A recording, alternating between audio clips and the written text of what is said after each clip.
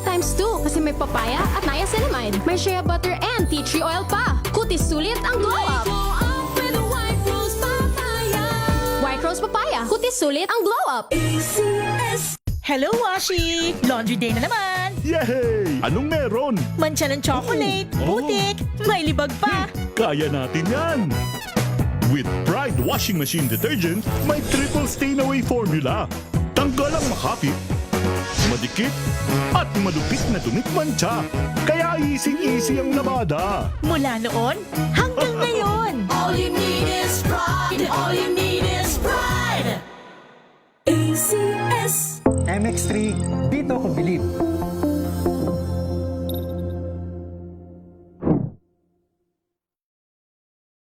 Mahalagang paalala, ang MX3 capsule ay hindi gamot at hindi dapat gamiting panggamot sa anumang uri ng sakit. Maulan man, no worries na amoy kulog ang damit. Charm, Fab, Con, bangong kumakabloom. Tanggal amoy kulog sa bango ng charm. Kaya gamit ko, Charm Fab Con with Bloom Fresh technology. Kills 99.9% of kulog-causing bacteria. May aroma burst pa of thousands of flowers and berries. Ang sampay sa loob, no amoy kulob. Bangong kumakabloom sa charm. Charm Fab Con. ACS.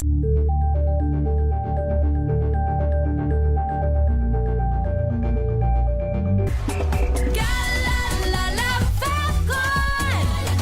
Galalala, Fabcon! Ang bango ng sampayan, tara na magsayawan! Calafabcon, amoy nakaka-joyful!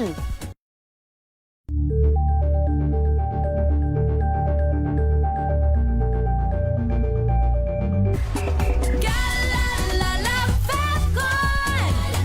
Galalala, Fabcon!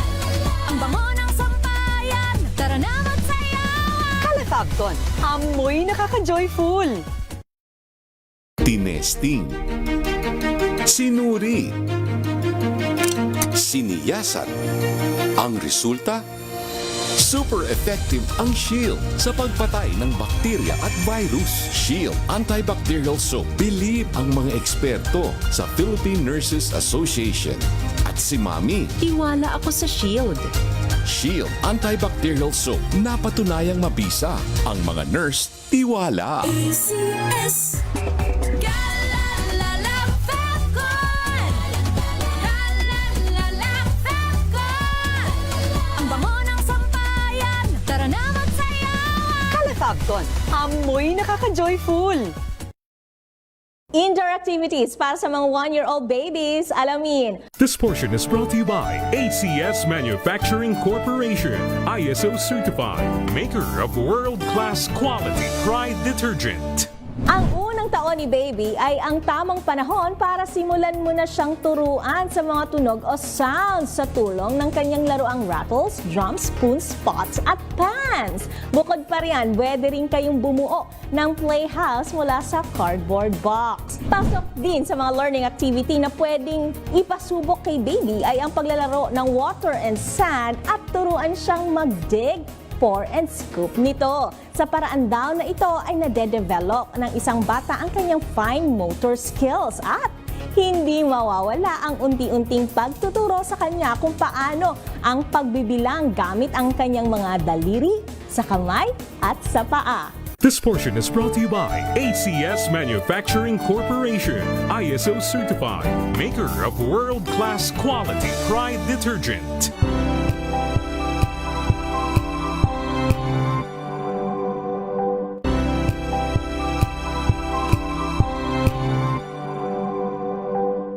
We've got you covered. From the hottest hits, exclusive interviews, kilig to the bones fan meet experience, and hataw performances of your favorite stars. Saturdays, 12 noon, dito lang sa DZRH TV.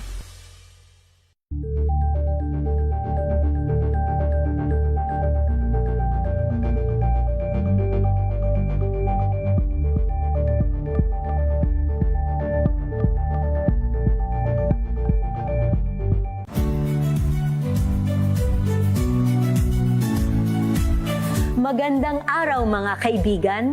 Ito po ang inyong balerina ng bayan, si Lisa Makuha Elizalde, na nag-aanyaya sa inyong samahan kami at ang aming mga espesyal na panauhin para sa kalahating oras ng masayang kwentuhan sa aming programang Art to Art, kung saan ang usapang sining at kultura ay para sa lahat.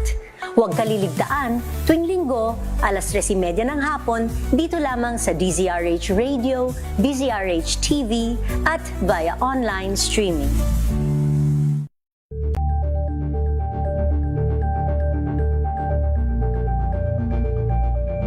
Alamin ang mga maiinit na isyung pambayan, mga balitang kailangan mong malaman, usapin sa pamahalaan, Pilipinas. Manila Broadcasting Company. DZRH. Member, kapisanan ng mga broadcaster ng Pilipinas. Oras Obispo Maximo Joel Porlares, alas 4:09. Uy! Nakapag-break ka na ba? Nakapag-relax ka na ba? Saan ka man nagtatrabaho, mapa-opisina man o work from home o mula mismo sa pwesto, sasabayan namin ang break time mo. Sasabayan namin ng mga balita at komentaryo, mga panayam ng mga taong viral ngayon. DZRH Break Time! RH Break Time!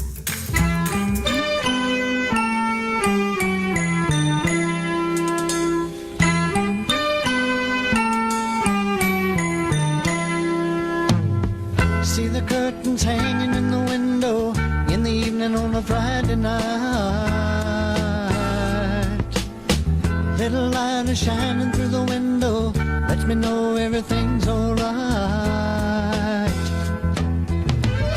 Summer breeze makes me feel fine. Isang mainit na hapon, Pilipinas. Ako po si Deo Macalma. Ako naman po, Thea Pecho Carpuz. At narito ang headlines ng ating mga balita ngayong araw ng Lunes, 20 ng buwan ng Abril. Sa ating mga headlines, malaki ang rollback sa presyo ng petrolyo kasado na bukas. Wow, sa presyo ng diesel, bababa ng halos 25 pesos. At megit 3 piso naman sa gasolina. Minimum rollback at maximum price hike sa petrolyo, gobyerno na ang magdidikta ayon kay DOE Secretary Sharon Garin. Ba't ba sinabing presidente na ang magdidikta? Vice President Sara Duterte Carpio inatasan ng COA na ibalik ang 488 million pesos na disallowance sa kanyang confidential funds. Performance rating ni Vice President Sara bumagsak. Trust at performance rating ni Pangulong BBM tumaas ayon sa Okta Research. Pangulong Bongbong Marcos pinamadali ang agarang pagpabalik sa Pilipinas.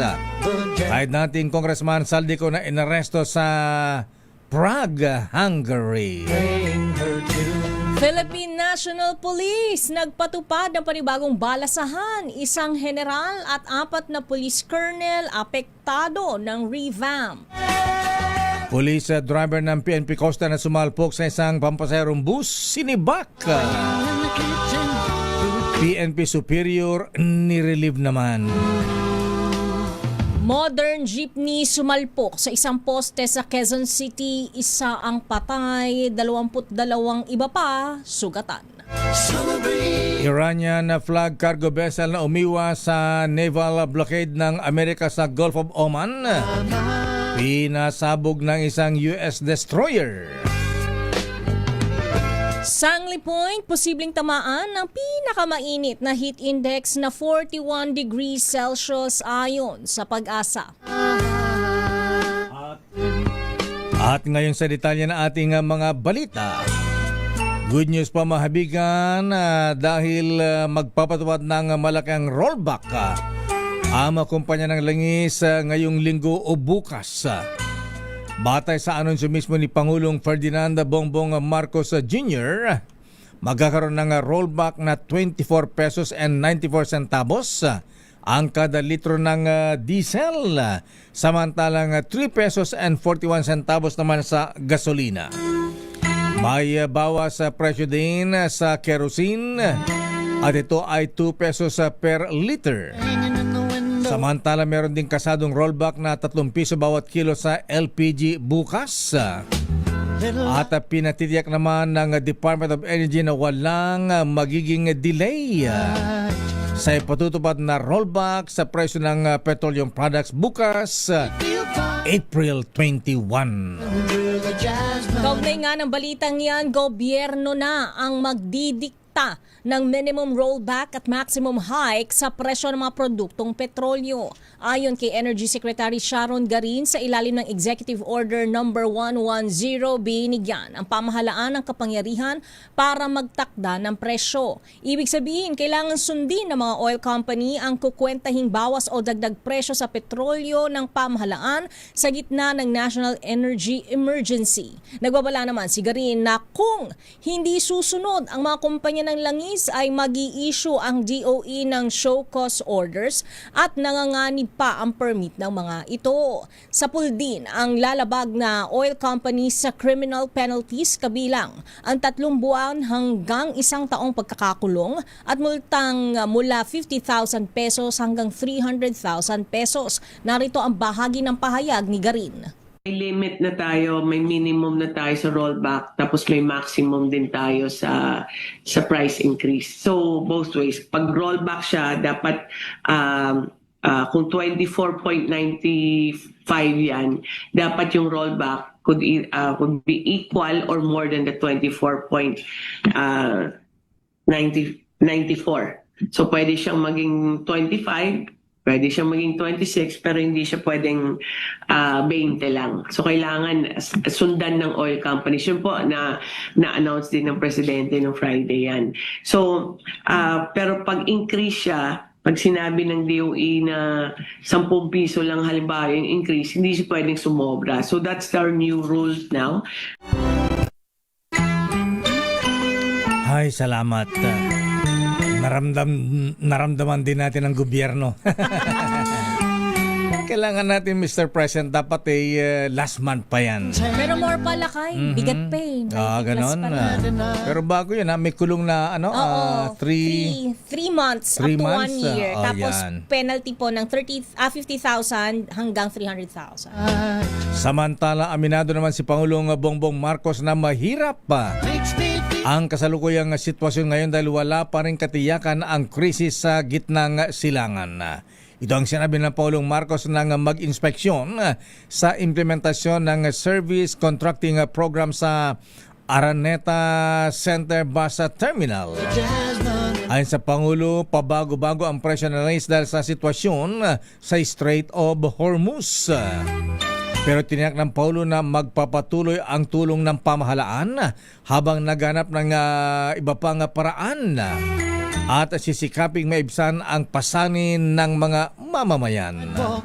Narito ang Pangulong Bongbong Marcos. Lahat ng kailangan natin gawin para makapag-adjust, para naman yun na nga, para mabawasan ang bigat ng dala ng ating mga kampayan.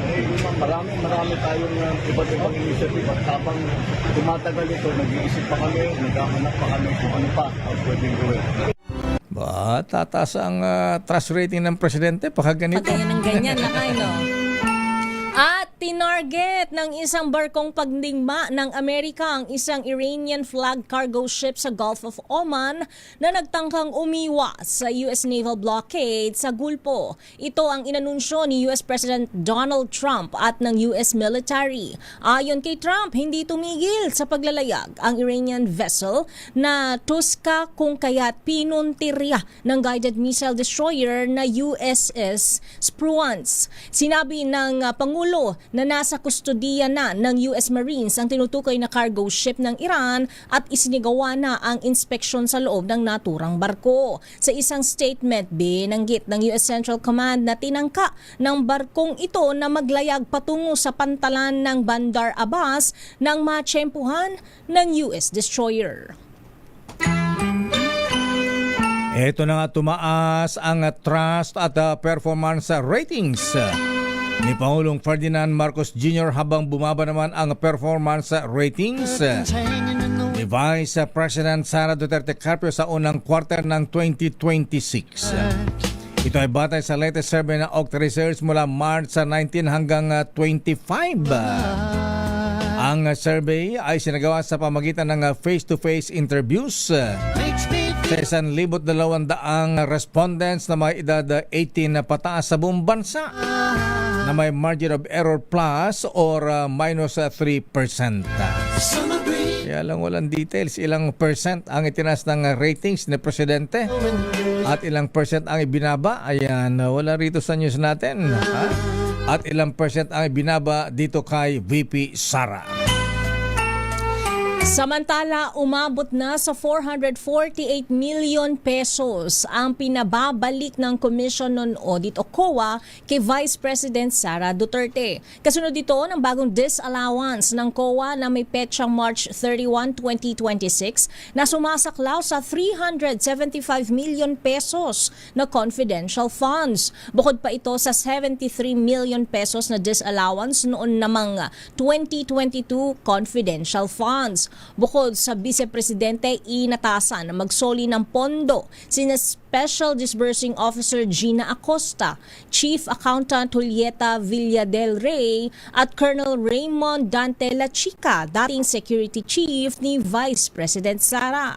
Ilan sa findings ng COA ang questionableng paghawak ng cash advances, pagkabigong patunayan ang confidential operations at hindi maipaliwanag na release ng pondo mula sa hindi otorisadong mga individual at iba pa.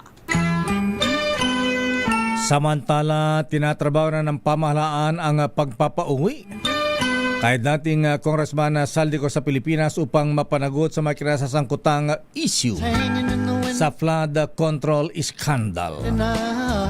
Ayon kay Pangulong Bongbong Marcos, nananatili sa kustodiya ng ayon Czech Republic, pala ba't sabi ko Hungary kanina.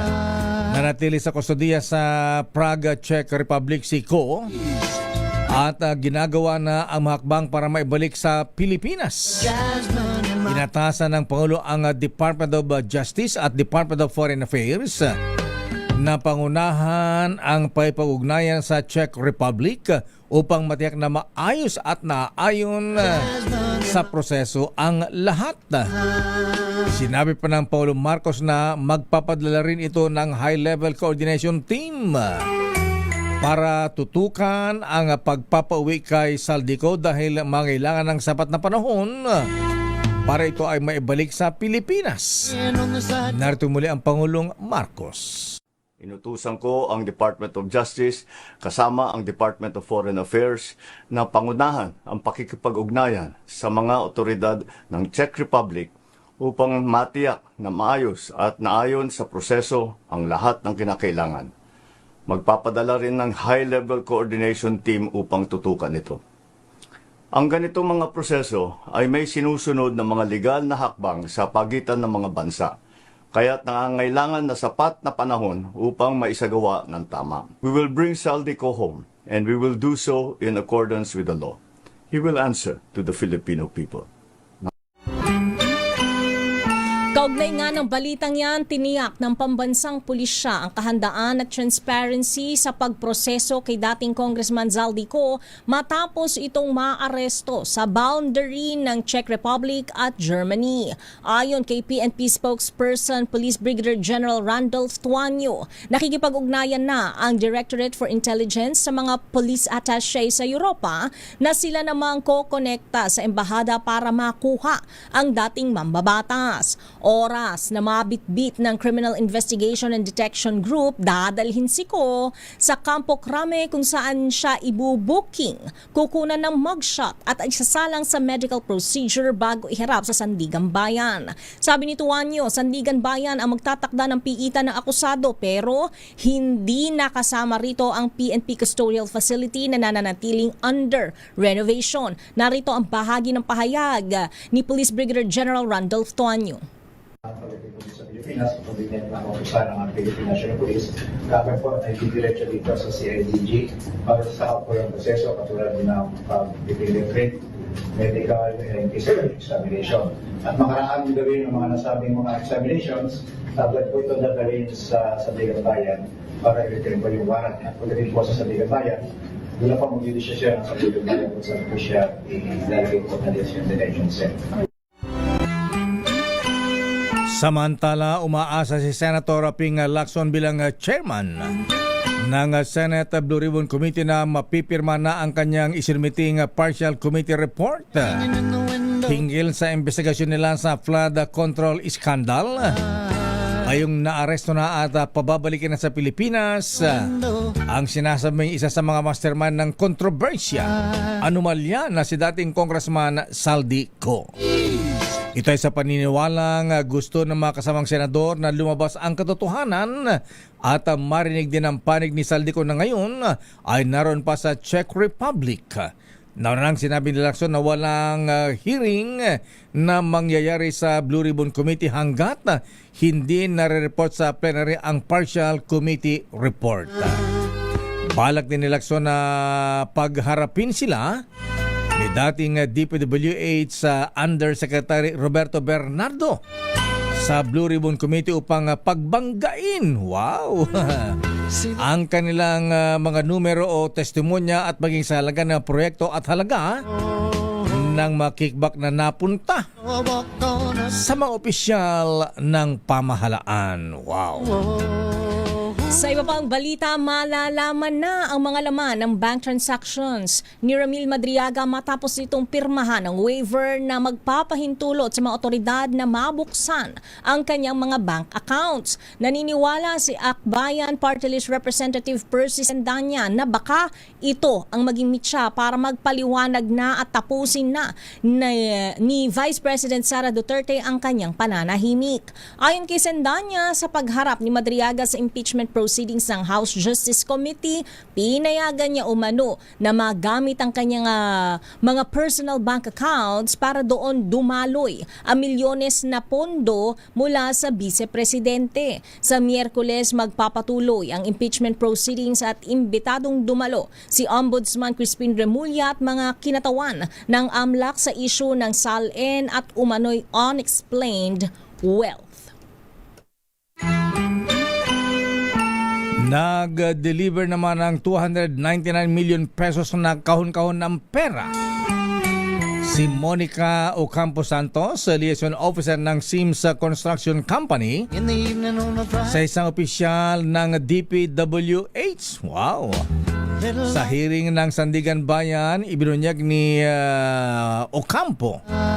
Ocampo Santos na personal niyang inihatid ang pera sa tanggapan ni dating Director Engineer Bryce Hernandez na noon ay Assistant District Engineer ng DPWH.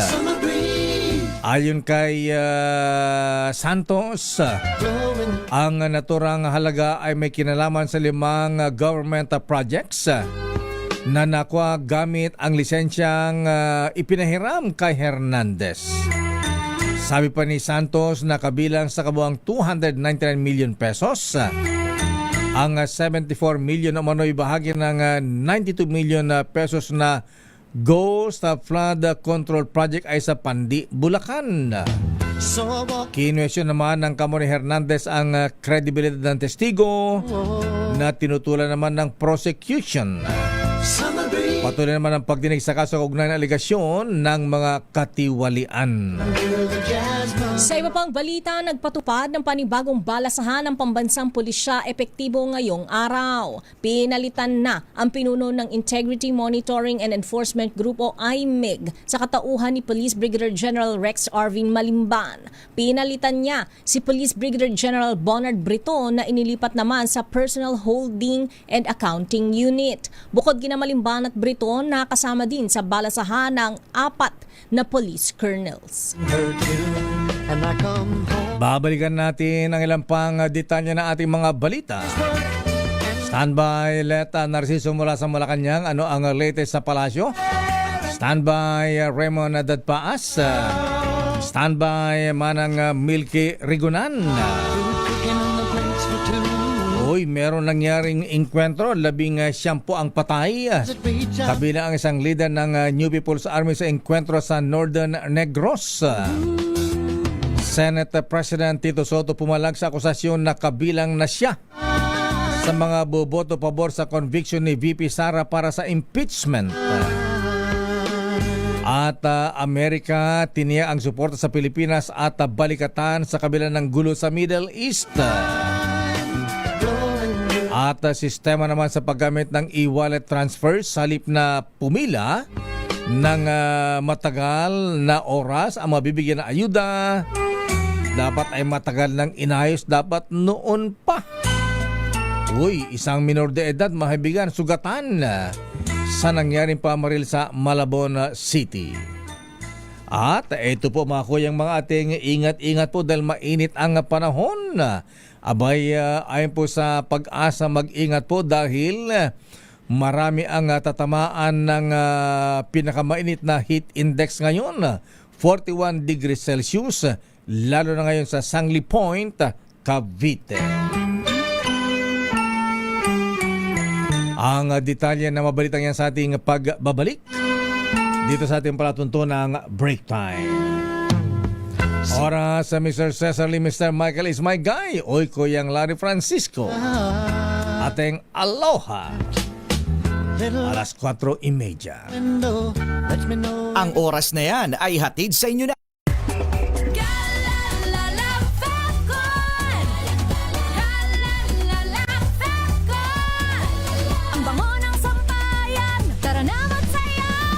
Fabcon. Amoy nakaka-joyful!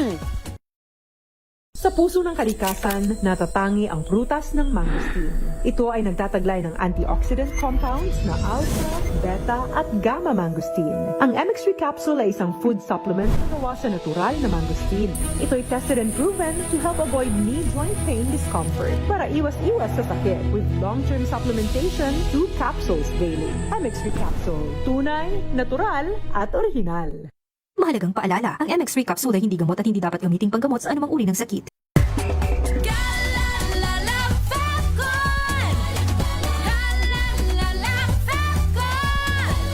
Ang bango ng sampayan, tara na magsayawan! Calefabcon, amoy nakaka-joyful!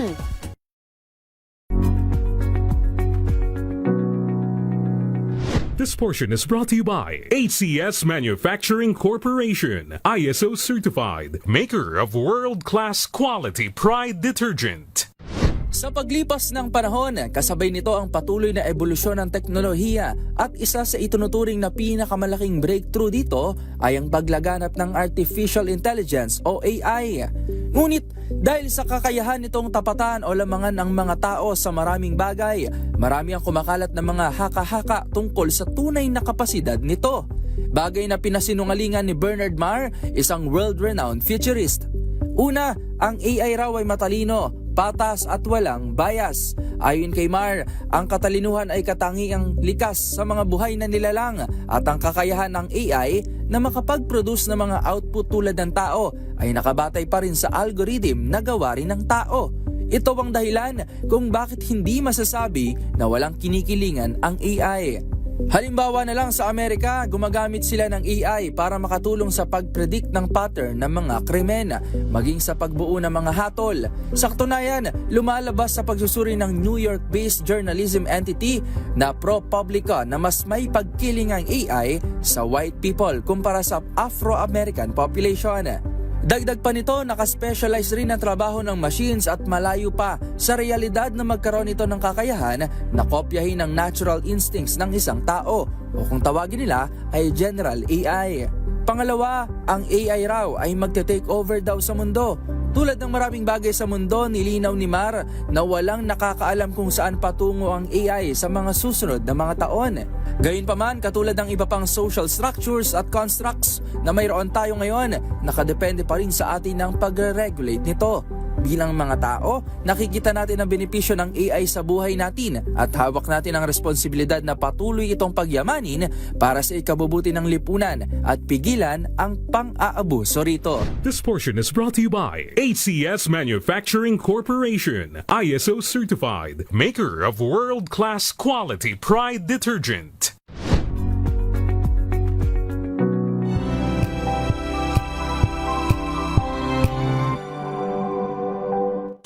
Maulan man, no worries na amoy kulob ang damit. Charm Fabcon, bangong kumakabloom, tanggal amoy kulob sa bango ng charm. Kaya gamit ko, Charm Fabcon with Bloom Fresh Technology. Kills 99.9% of kulob-causing bacteria.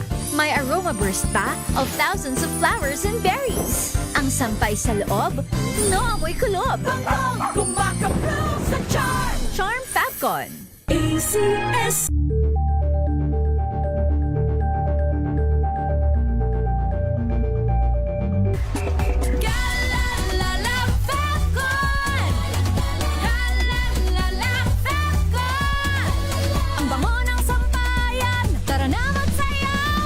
Fabcon, amoy nakaka-joyful.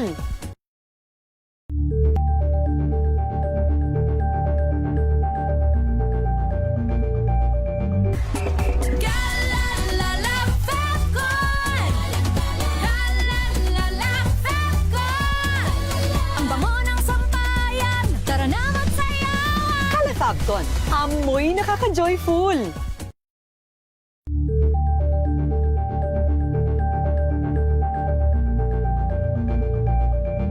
Hello, Washi! Laundry day na naman! Yay! Anong meron? Mancha ng chocolate, putik, may libag pa. Kaya natin yan! With Pride Washing Machine Detergent, may triple stain-away formula. Tanggal ang makapit, madikit, at madupit na dumit-mancha. Kaya easy-easy ang labada. Mula noon hanggang ngayon. All you need is pride. All you need is pride. ACS.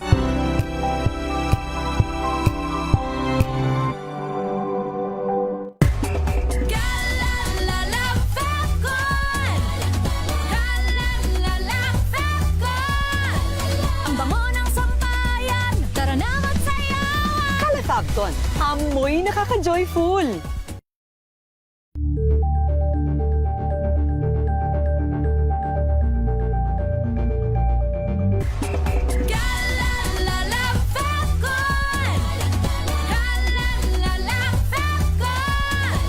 Ang bango ng sampayan, tara na magsayawan. Kala Fabcon, amoy nakaka-joyful.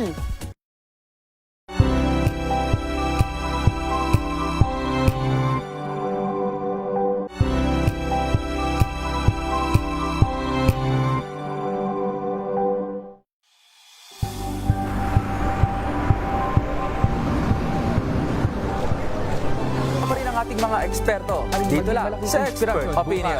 Ito ang The Better News. TNVS. Trending and Isang kwento, iba't ibang anggulo. Dito sa Point. Bawat pananagutan ating tatalakayin dito sa Hoy. Bawal yan.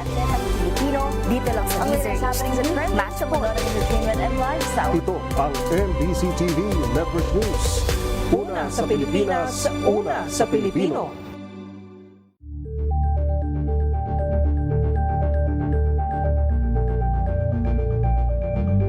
Curious ka ba sa maraming bagay?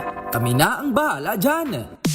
Aalamin, tutuklasin at bibigyang linaw namin ang mga katanungang bumabagabag sa inyong isipan. Sa programa kung saan ang bawat sagot ay galing lamang sa mga eksperto. Ang Expert's Opinion, tuwing linggo 3:00 ng hapon, dito lang sa Deezer HTV.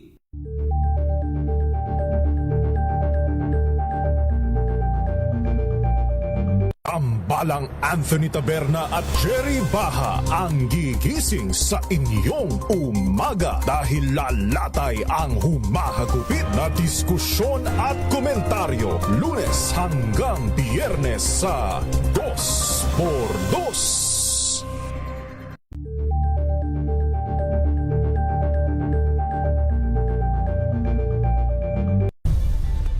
Nagsimula sa pangarap hanggang sa maabot ang tagumpay.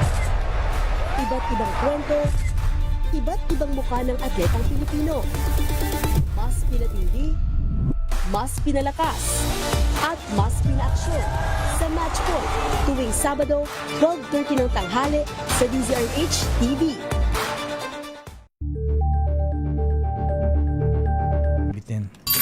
RH Break Time! Oras, Miss Thea. Ganap ng alas 4:38 ng hapon. At sa detalye pa rin nating mga balita. Pero teka muna, congratulations muna Miss Thea. Ayan, sa mga awardees sa Rotary Club. Aba, meron palang ganitong award.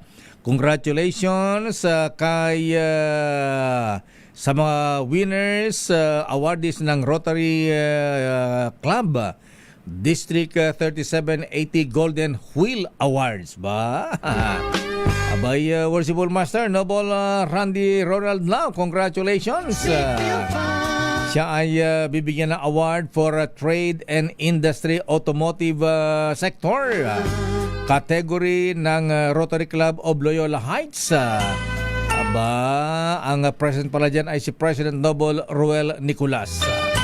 At congratulations din kay... Aba, saan ba ako rito?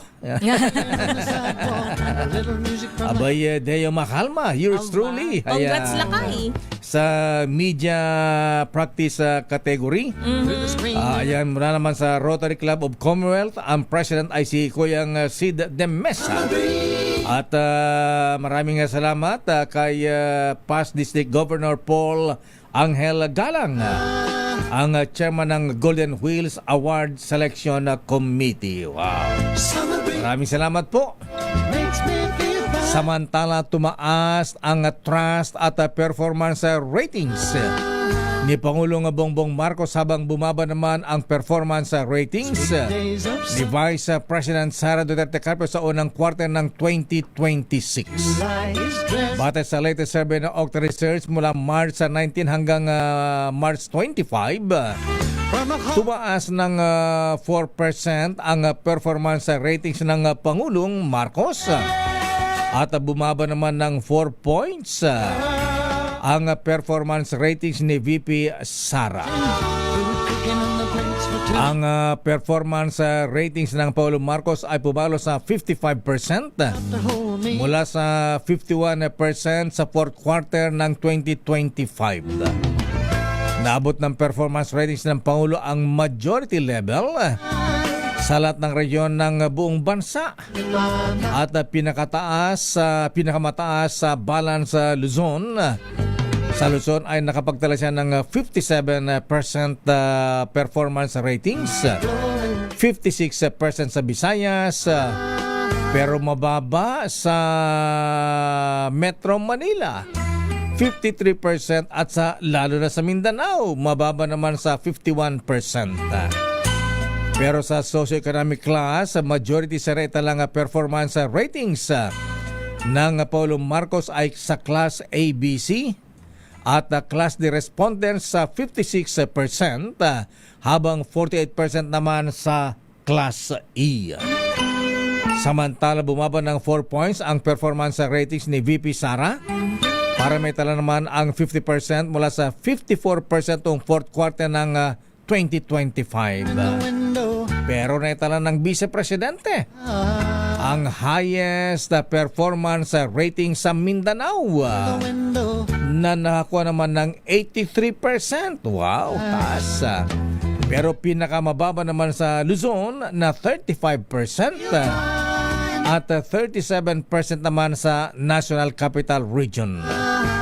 Sa socioeconomic class, ang performance ratings ni VP Sara ay pinakamataas sa Class E. Malakas ang Vice Presidente sa masa. Ayan, pinakamataas sa Class E responded sa 59% at lowest naman sa Class D na 48%, na sinundan ng 53% sa Class ABC. habang 28% naman ang nagpahagi ng kanilang dissatisfaction rating sa performance ni VP Sara, kung saan 41% sa Luzon, 40% sa NCR, at 18% naman sa Visayas at 1% sa Mindanao. Ang dissatisfaction ratings ni VP para sa mataas na class, ABC ay 34%, Class D ay 28%, at Class E ay 16%. Report, Miss Thea. Dumako tayo sa ating mga reports kung saan 19 patangay kabilang ang leader ng NPA sa engkwentro sa Northern Negros. Idetalye mo balitang yan, RH46 Rex Cantong. Patay ang umano'y leader ng New People's Army o NPA Northern Negros Command sa nangyaring engkwentro sa Barangay Salamangka, bayan ng Tubuso, Negros Occidental. Ito mismo ang kinonfirma ni 303rd Infantry Brigade Commander Brigadier General Ted Dumusmog na pumunta mismo sa encounter site sa Sitio Clarending, Barangay Salamangka ng nasabing bayan. Maliban kay Tapang, mayroong 18 pang mga miyembro ng New People's Army o NPA patay sa nasabing enkwentro sa pagitan ng 79th Infantry Battalion ng Philippine Army at NPA mula noong linggo ng hapon hanggang kaninang umaga. Dagdag pa ni Dumusmog, si Tapang ang mayroong patong sa ulo na 1 million pesos. Sa ngayon, patuloy ang clearing operation sa lugar at patuloy ang nasa evacuation center pa ang ibang mga residente ng nasabing lugar na umabot sa 600 na mga evacuees. Ito si RH46 Rex Cantong para sa DZRH, una sa Pilipinas, una sa Pilipino. Maraming salamat, Rex Cantong. Samantala, report mula sa Malacanang. General Eduardo Oban Jr. nanumpa na bilang National Security Advisor. Aris number 14, Let Narciso, please come in. Miss Let. Lakay, Ms. Thea, nanumpa na nga kay Pangulong Ferdinand Marcos Jr. si General Eduardo Oban Jr. bilang National Security Advisor. Si Oban ay dating AFP Chief of Staff at miyembro ng Philippine Military Academy Class of 1979. Kilala ito na mayroong malawak na karanasan sa military operations at national security. Kaya naman kumpiyansa si Pangulong Marcos na makapagbibigay ito ng matatag na liderato para sa pagsusulong pa ng national security priorities ng bansa at pagsiguro na ligtas ang Pilipinas at mga Pilipino. Ay sa palasyo, ang pagtatalaga kay Oban ay pagpapalakas sa commitment ng administrasyon sa national security, defense planning at interagency coordination tungo sa malaya, payapa at matatag na Pilipinas. Ito si Let Narciso para sa DZRH, una sa Pilipinas, una sa Pilipino. Maraming salamat, Ms. Let. Samantala, Senate President Tito Soto pumalag sa akusasyon na kabilang na siya sa mga buboto pabor sa conviction ni VP Sara sa impeachment. I-detalye mo balitang yan, RH28, Raymond Paas. Raymond. Ms. Thea, pumalag si Senate President Vicente Tito Soto III sa akusasyon na kabilang siya sa 4 na senador na ngayon pa lang ay tiyak ng boboto pabor sa conviction ni Vice President Sara Duterte sa kinakarap nitong impeachment. Ito ay mula kay Attorney Salvador Panelo na nagsilbing tagapagsalita ni dating Pangulong Rodrigo Duterte. Tanong ni Soto, may bolang kristal na din ba si Attorney Panelo? Gate ng Pangulo ng Senado, mananatili siyang impartial hangga't hindi na ipipresenta ang mga ebidensya. Kinumpirma nito na nagpatawag na siya ng tulong ng mga senador at ang mga dumano lamang ay mga nasa bansa. Pinag-usapan nila kung paano maghanda bilang senator judges sa oras na ma-transmit na sa Senado ang articles of impeachment laban kay Vice President Sara mula sa Kamara de Representantes. Sabi ni Soto, sumasa-ilalim siya ngayon sa crash program sa rules of court na susuporta sa kanilang rules sa oras na kailanganin. Siya ang magsisilbing presiding officer ng impeachment court kay VP Sara kung sakali na ito ay makarating sa Senado at matuloy. Ito si RH28, Raymond Advance para sa DZRH, una sa Pilipinas, una sa Pilipino. Maraming salamat, Raymond Advance. Samantala, Amerika. Tiniyak ang suporta sa Pilipinas at balikatan sa kabila ng gulo sa Middle East. Ang detalye mula kay Aris number 52. Edniel Parosa, please come in. Edniel. Babalikan natin si Edniel Parosa. Sistema naman sa paggamit ng e-wallet transfers. Salip na pumila ng matagal ang mabibigyan ng ayuda, dapat ay matagal ng inayos. Dapat noon pa. O nga naman ha? Alex number 12, Milky Regunan, please come in. Milky. Nakayateya, wag nang pahirapan na mahumingi ng ayuda sa pagpila ng matagal. Ayon kay One Rider Party List Representative Rog Gutierrez, dapat gawin ng moderno ang pamahagi ng ayuda gaya ng paggamit ng e-wallet transfers. Sabi ni Gutierrez, wag nang hintayin na may sumunod pa na magbuwis ng buhay dahil sa pagpila ng matagal at mahaba kapalit ng tatanggaping ayuda. Reaksyon to ni Gutierrez sa pagkamatay ng isang motorcycle taxi rider nang mag-collapse habang nakapila sa ipinapamahaging ayuda sa Quezon City Memorial Circle. Ang paggamit ng e-wallet ay nauna lang iminungkahi ni Gutierrez sa mahiring tungkol sa transport sector mula pa noong 19 Congress. Ilang LGUs din gaya ng Makati City ang ganito rin ang sistema simula noong panahon ng pandemya. Kaya bakit hindi daw pwedeng gawin ngayon? Paliwanag ni Gutierrez, Senior Vice Chair ng Committee on Transportation, makatutulong ang paggamit ng e-wallets para maiwasan ang mahabang pila, matiyak na direct accounts ng riders ang ayuda, at mapapangalagaan din ng kalusugan, lalo't karamihan sa mga ito ay mahabang oras na pumapasada bukod sa tindi ng init ng panahon. Ako si Milky Regunan, nagulat para sa DCRH, una sa Pilipinas, una sa Pilipino. Maraming salamat, Manang Milky. Samantala, US tiniyak ang suporta sa Pilipinas at balikatan sa kabila ng gulo sa gitnang silangan ayon sa Armed Forces of the Philippines. Idetalye mo balitang yan, RH52. Edniel Parosa. Edniel. Opisyal ng binuksan, Lakay at Mistea, ang kung tawagin ng Armed Forces of the Philippines ay most expansive o pinakapinalawak na balikatan exercises sa kabila ng hating atensyon ng Amerika na humaharap din ngayon sa gulo sa Middle East. Sa opening ceremony ng War Games sa Camp Aguinaldo, inalala ni AFP Chief of Staff General Romeo Browner Jr. ang commitment sa kanyang nabanggit ni US Indo-Pacific Command Chief Admiral Samuel Paparo. Ayon kay Browner, kahit sumiklab ang pensyon sa Gulf region, tinura ng Estados Unidos bilang biggest ever itong 41st iteration ng balikatan at ipag-arangkada nga ng 2 linggong drills ibinida ng AFP at US. Nakasama sa 17,000 suntalong kalahok ang mga delegasyon mula sa 7 bansa kasama ng Japan, Australia, New Zealand, Canada at France. Bukod pa yan sa inimbitahang 18 observer countries na Brunei, Cambodia, Czech Republic, Germany, Indonesia, Malaysia, South Korea, the Netherlands, Poland, Spain, Sweden, Thailand, Vietnam at United Kingdom. Sa iwalay na pahayag, kinumpirma ni Balikatan Exercise Director Major General Francisco Lorenzo Jr. na kasadong gamitin sa balikatan ng ilang advanced system tulad na lamang ng BrahMos supersonic missile na planong gamitin o papatukin sa pagpapalubog ng decommissioned na barkong BRP Quezon.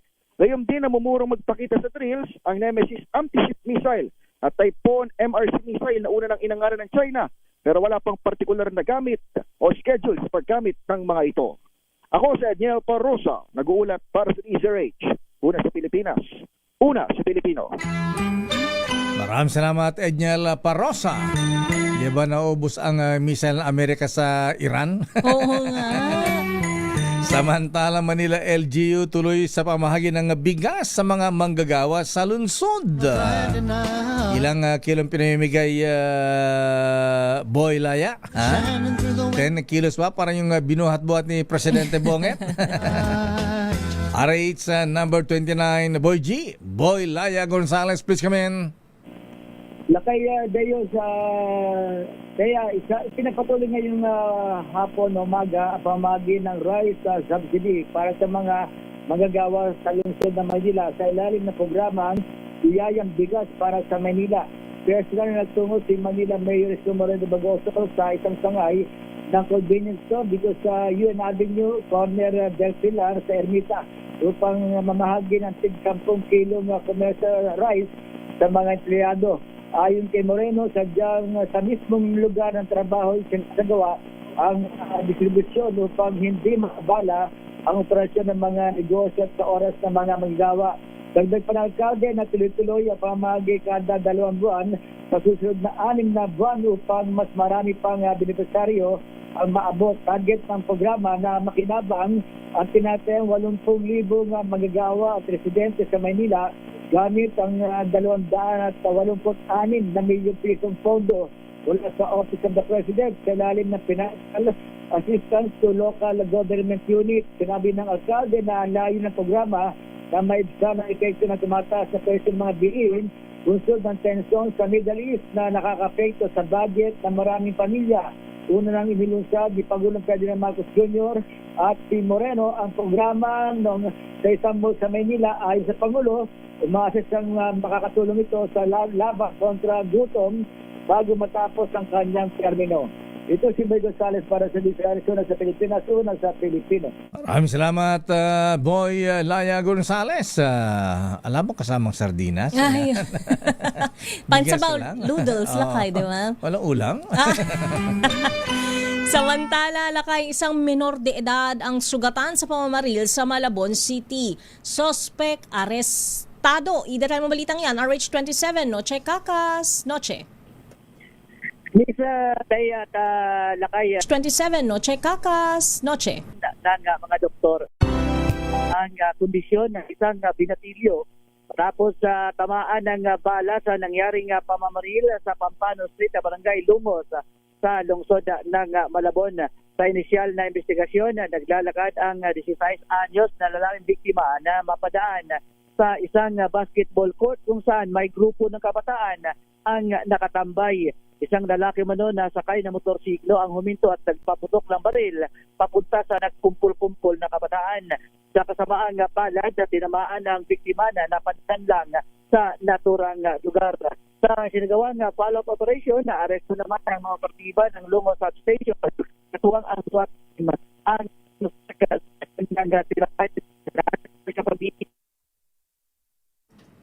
natuluyan na. Wala na. Na-hit stroke yung signal ni Noche Kakas.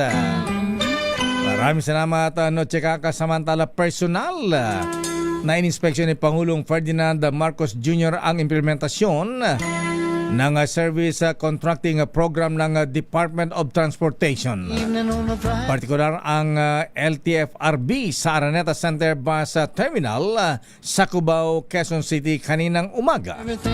Sa ilalim ng programa ay babayaran ang operator o driver ng 30 pesos kada kilometro para sa traditional jeepney, 40 pesos sa modern jeepney at 100 pesos naman kada kilometro sa bus.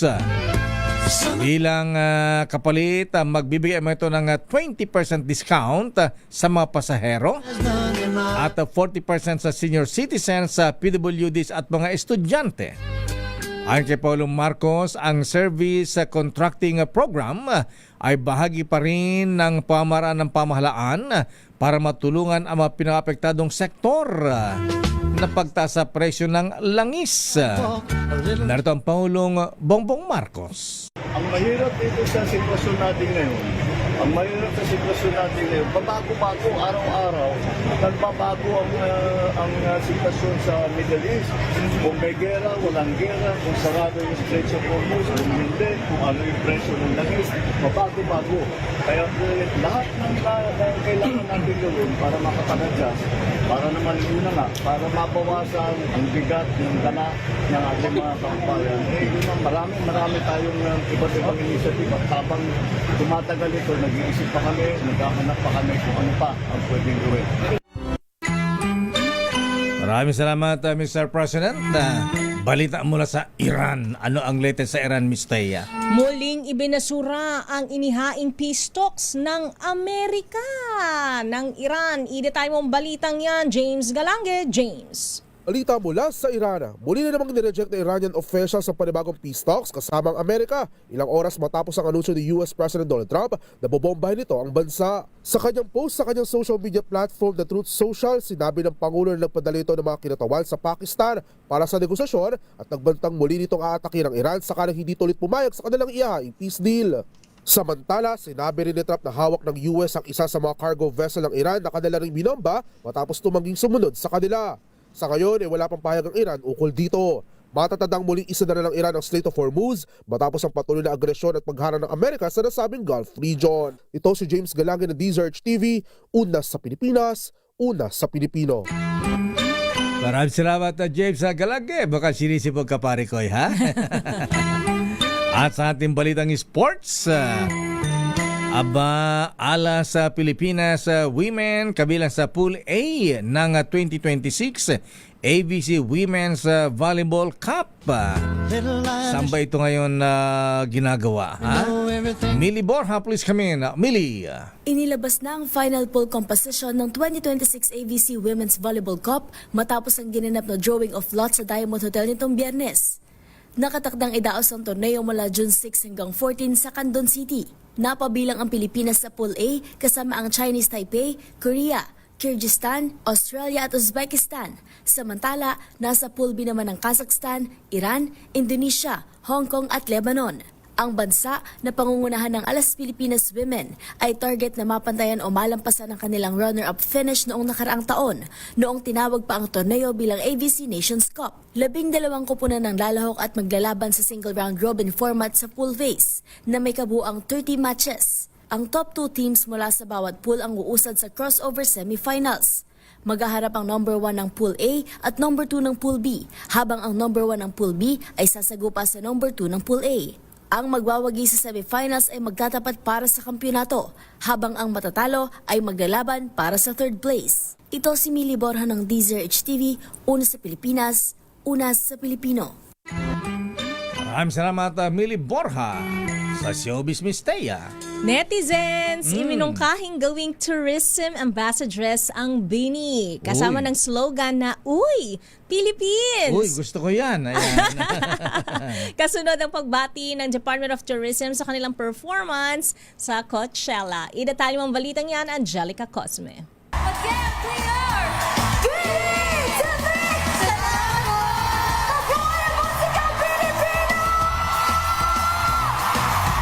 Nagpaabot ng pagbati ang Department of Tourism sa Bini at Cat's Eye leader Sofia La Forteza matapos ang kanilang makasaysayang pagtatanghal sa Coachella sa Amerika. Sa ikalawang weekend ng isa sa pinakamalaking music festival sa mundo, bumati at nagpakilala ang pantropiko hitmakers gamit ang iba't ibang dialekto. Habang sa pagtatapos ng show ng Nations Girl Group, lumabas ang bandera ng Pilipinas sa screen.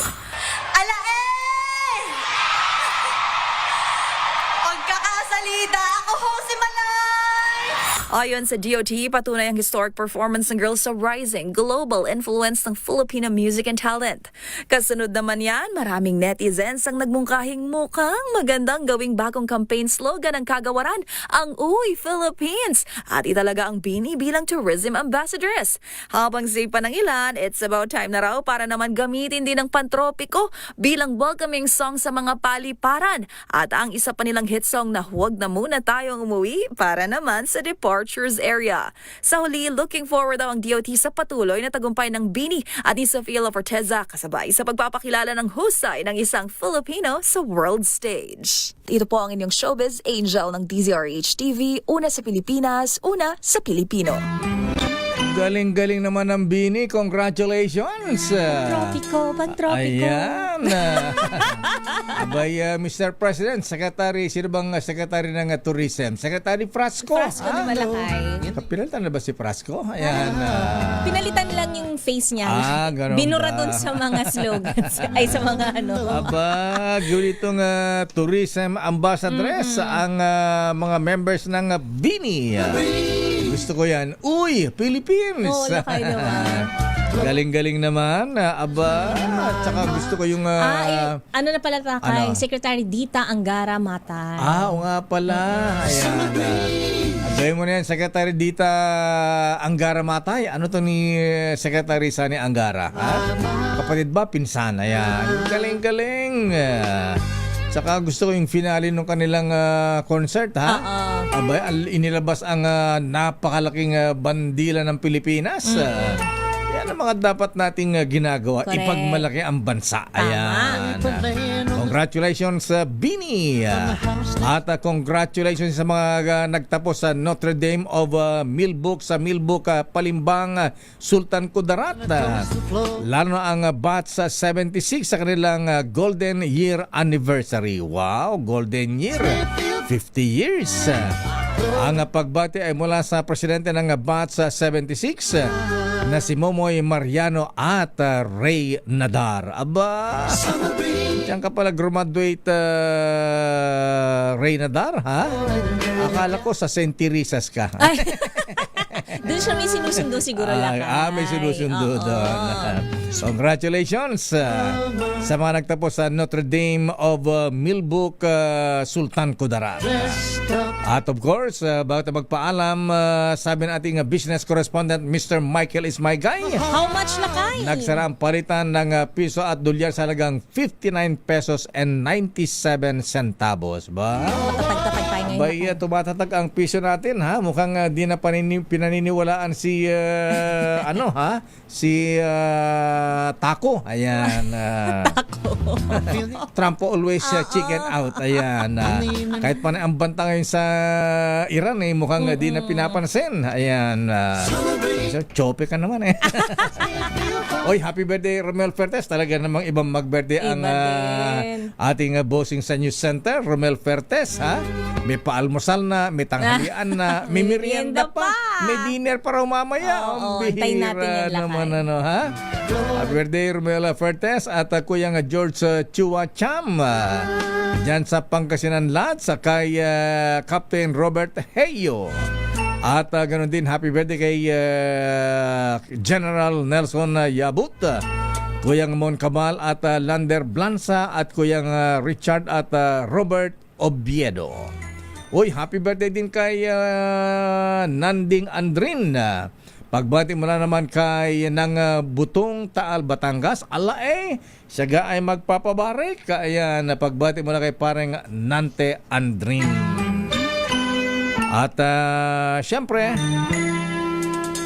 binabati natin ang mga foreign delegates sa annual communication ng mga Freemasons na gaganapin ang kanilang ANCOM sa Tagaytay City. Wow, welcome sa ating mga delegates from US of A, ng mga taga California, taga New York, at from Russia with Love. Ayan.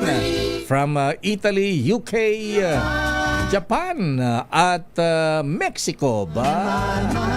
Saan pa ba yung mga darating na foreign delegates natin ngayon? Ay, syempre. At good luck sa ating mga nominees naman sa pagiging Junior Grand Warden. Dahil sa ANCOM ng mga Freemasons ay magkakaroon sila ng mga election of officers.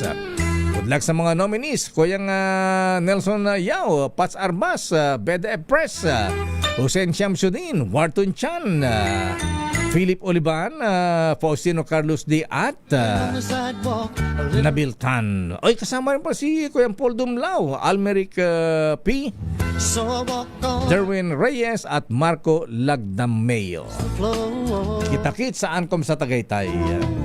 At yan po, mabigyan ng kabuuan natin palatuntunang break time. The road is long.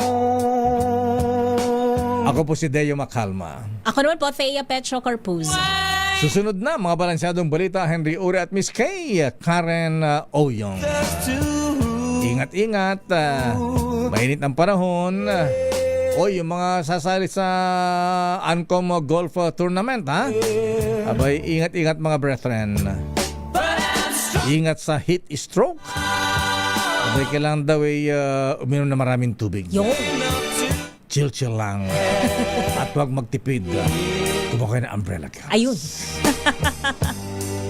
He ain't heavy. He's my brother. Oras sa eksakto. Alas 5:07. Bye-bye. This time check is brought. Tinesting. Sinuri. Siniyasan. Ang resulta, super effective ang Shield sa pagpatay ng bakterya at virus. Shield Antibacterial Soap. Believe ang mga eksperto sa Philippine Nurses Association. At si Mami, Tiwala